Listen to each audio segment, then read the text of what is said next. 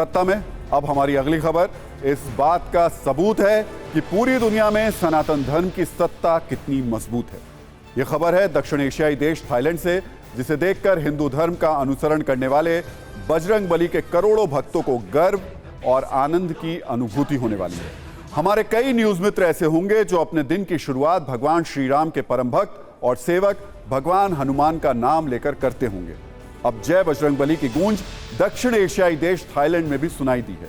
आज से थाईलैंड में शुरू हुई एशियाई एथलेटिक्स चैंपियनशिप में प्रभु बजरंगबली को लकी मैस्केट यानी शुभंकर के तौर पर रखा गया है। थाईलैंड इस चैंपियनशिप का मेजबान है। मैस्कॉट का चयन मेजबान देश की ऑर्गेनाइजिंग कमेटी ही करती है।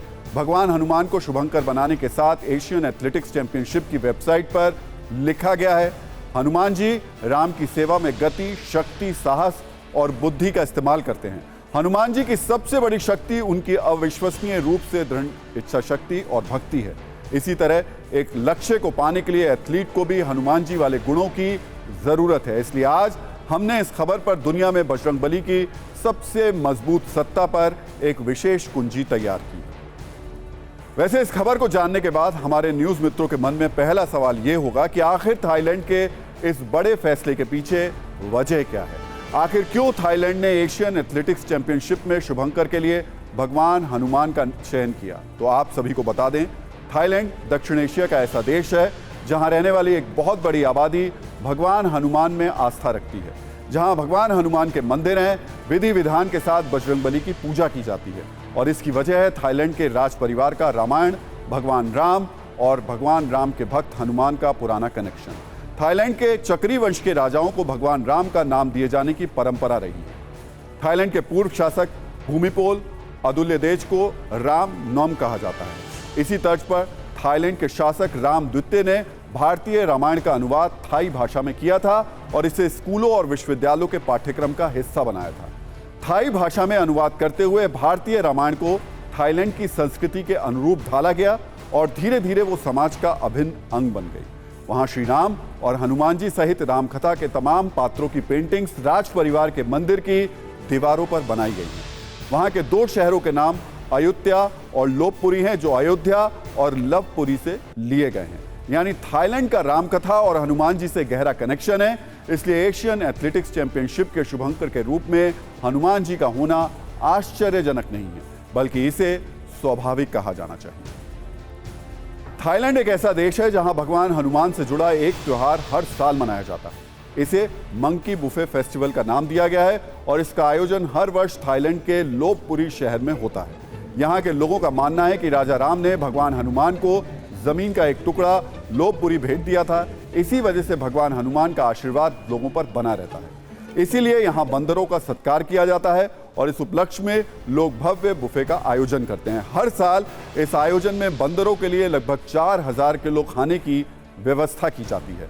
यहाँ रहने वाले लोग मानते हैं कि थाईलैंड के इस शहर पर भगवान हनुमान की कृपा हमेशा बनी रहती है।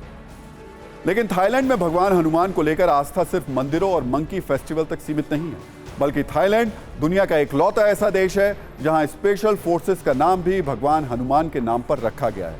हालांकि इस फोर्स के पास लड़ने के लिए गदा नहीं बल्कि आधुनिक हथियार होते हैं और इसमें जो जवान शामिल किए जाते हैं वो शारीरिक और मानसिक रूप से बहुत मजबूत होते हैं। इसलिए थाईलैंड में स्पेशल फोर्सेस का नाम हनुमान यूनिट रखा गया है।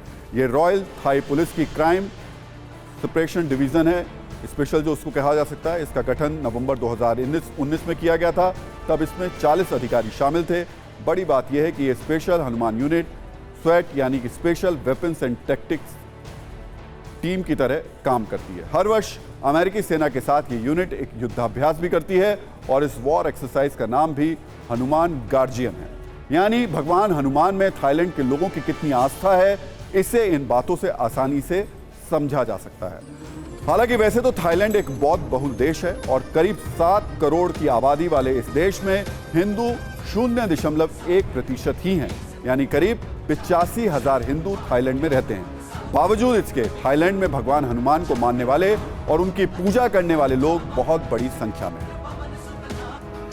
हालांकि भगवान हनुमान की सत्ता सिर्फ हिंदुस्तान या थाईलैंड तक ही नहीं है, बल्कि दक्षिण एशिया के ऐसे तमाम देश हैं जहां रोज जय हनुमान ज्ञान गुण सागर का पाठ किया जाता है। जय बजरंगबली का उद्घोष होता है, भगवान हनुमान की पूजा होती है। थाईलैंड के अलावा म्यांमार, कंबोडिया, लाओस, मलेशिया और इंडोनेशिया में भी वहां के लोग हनुमान जी की विधिवत पूजा करते हैं। गौर कीजिएगा, इंडोनेशिया जो दुनिया की सबसे ज्यादा मुस्लिम आबादी वाला देश है, वहां भी हनुमान जी को पूजने वाले लोग बहुत बड़ी संख्या में रहते हैं। इसी तरह मॉरिशस में भी कई मंदिर हैं जिनकी दीवारों पर हनुमान जी की कई प्रतिमा उकेरी गई हैं। वैसे जब भगवान हनुमान की पूजा करने वाले देशों की बात हो रही है तो अमेरिका के पूर्व राष्ट्रपति बराक ओबामा का जिक्र करना भी बेहद जरूरी है, जो खुद को हनुमान भक्त कहते हैं और हमेशा अपनी जेब में बजरंगबली की एक छोटी सी मूर्ति भी रखते हैं। ओबामा खुद से कह चुके हैं कि जब भी वो थका हुआ या परेशान महसूस करते हैं तो बजरंगबली की वो मदद लेते हैं, उनका अनुसरण करते हैं, उन्हें याद करते हैं। और वैसे इंडोनेशिया के बारे में एक जानकारी मैं आपको दे दूं, मैं वहां गया था तो सुल्तान का जो महल है, जोग्यकार्ता नाम का एक शहर है जो कि वो लोग अयोध्या मानते हैं, सुल्तान के महल में हर रविवार को वहां पर रामायण का पाठ होता है।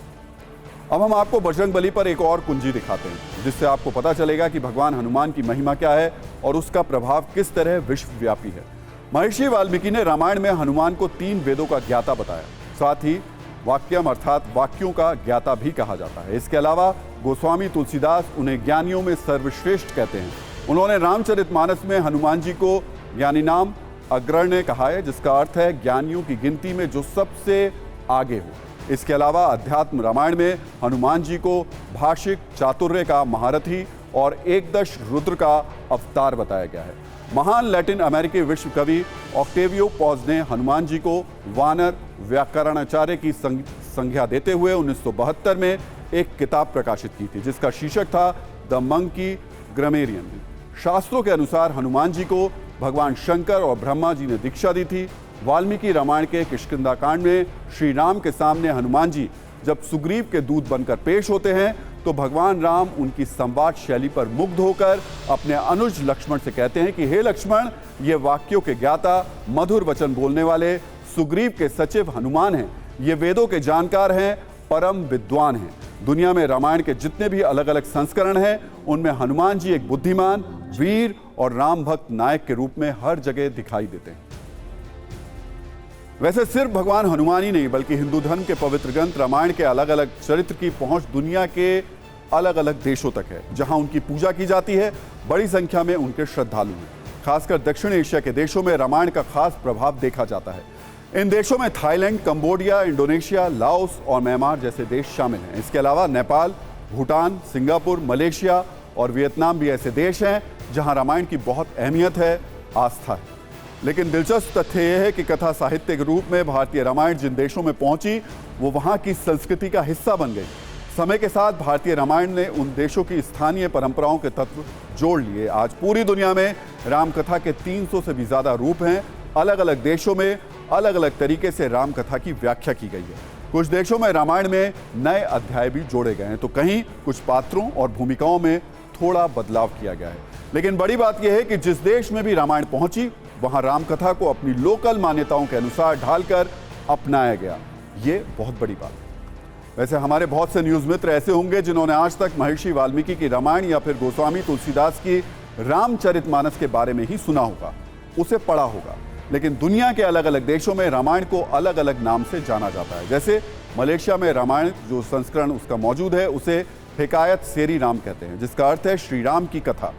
इसी तरह थाईलैंड में रामायण के संस्करण को रामकियन कहा जाता है। कंबोडिया में इसे रेमकर या राम कीर्ति कहा जाता है। म्यांमार में इसके 2 प्रकार हैं, एक मौखिक रामायण और दूसरा लिखित रामायण। यहाँ मौखिक रामायण को यामा जातो कहते हैं और लाओस में रामायण को फ्रालक फ्रा राम कहा जाता है। इसके अलावा दुनिया की सबसे ज्यादा मुस्लिम आबादी वाले देश इंडोनेशिया में रामायण को काकाविन रामायण कहते हैं, जबकि फिलीपींस की एक रामकथा को महाराडिया लवन के नाम से जाना जाता है। और अब इस खबर पर नजरिया 9। हमारे ग्रंथों में हनुमान जी को बल, बुद्धि, विद्या, विवेक का प्रतीक माना गया है और वो कभी भी क्रोध के अधीन नहीं होते हैं। हालांकि आपने पिछले कुछ दिनों में कई जगह हनुमान जी की एंग्री अवतार वाली इमेज को देखा होगा, जो आंखों में क्रोध लिए सदा दंड देने की मुद्रा में दिखते हैं, जबकि ऐसे हनुमान जी का कहीं कोई वर्णन नहीं मिलता। सच यह है कि बजरंगबली का बल प्रयोग भी शत्रु के प्रति हास्य, व्यंग्य और लीलाओं से भरा हुआ रहा है। अब करोड़ों हनुमान भक्तों के लिए यह बहुत गर्व का विषय है कि उन्हें थाईलैंड में एथलेटिक्स चैंपियनशिप में शुभंकर बनाया गया। और इसकी वजह भी है कि हम सभी को बुद्धि और बल का शानदार संयोजन भगवान हनुमान से सीखने की जरूरत है।